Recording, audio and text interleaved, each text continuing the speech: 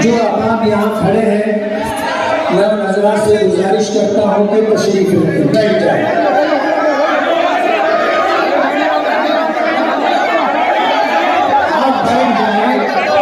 आप बैठ जाए, मैं अपनी बात रखना चाहता हूँ। आप बैठ जाएंगे तो आप मेरी बात सुन सकेंगे।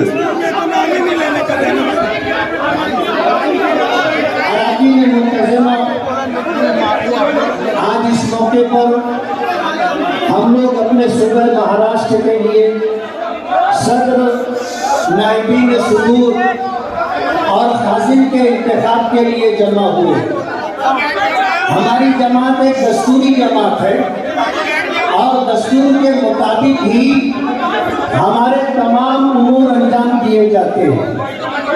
आज इस मजलिस में बात की इब्तिदा दस्तूर से हुई और किसी का नाम पेश किया जाए उससे पहले मैंने कुछ कहना चाहा था, तो मुझे ये जवाब दिया गया कि नाम पेश किए जाने से पहले किसी के कुछ कहने का मौका या बात कहने की इजाजत दस्तूर में नहीं।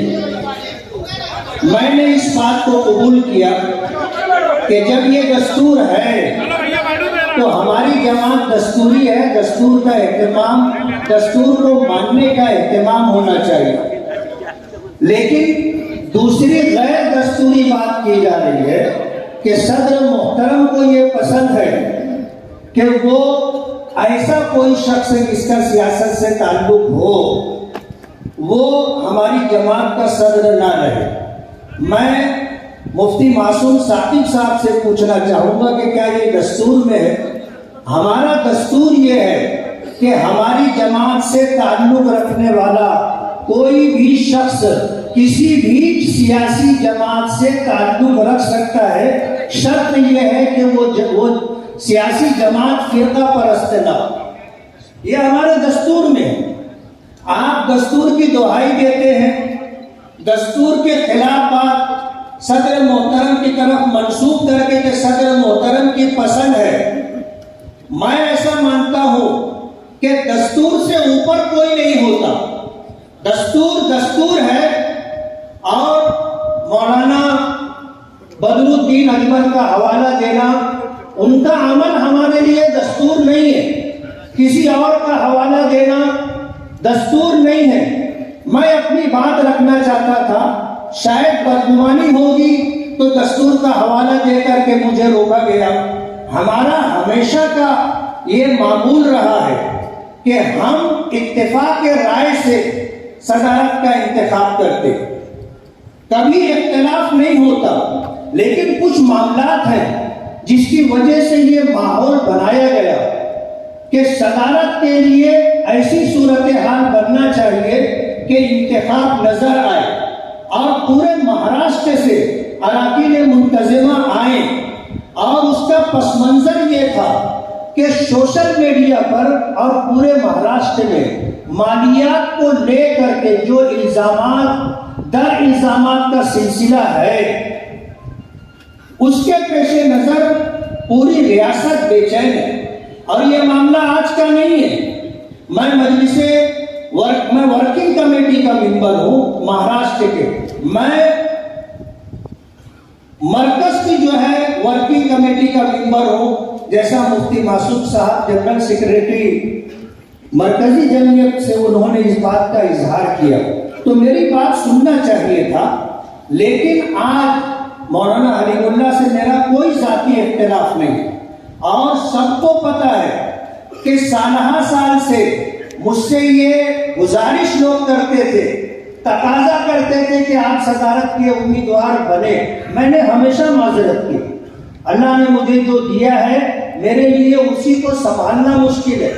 महाराष्ट्र जैसी रियासत की सदारत का संभालना मेरे लिए दियानत की बात यह है कि मुमकिन नहीं था। मैंने हमेशा माजरत की, लेकिन आज हमारी जमीयत पर मालियात को लेकर के जो इल्जामात का सिलसिला है, उसका तस्फिया होना चाहिए।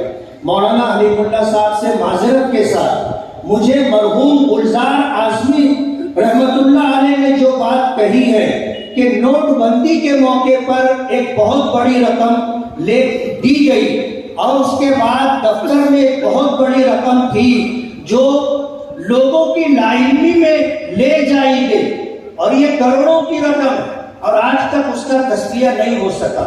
मौलाना हलीमुल्लाह साहब से मेरी कोई जाती दुश्मनी नहीं है, लेकिन मैं जमात का एक वर्कर होने की हैसियत से आपको ये बताना चाहता हूँ कि हम 1 रुपया, 5 रुपया, 100 रुपया, 1000 रुपया, लाख रुपया लोगों से इकट्ठा करते हैं और जमीयत को ला करके देते हैं।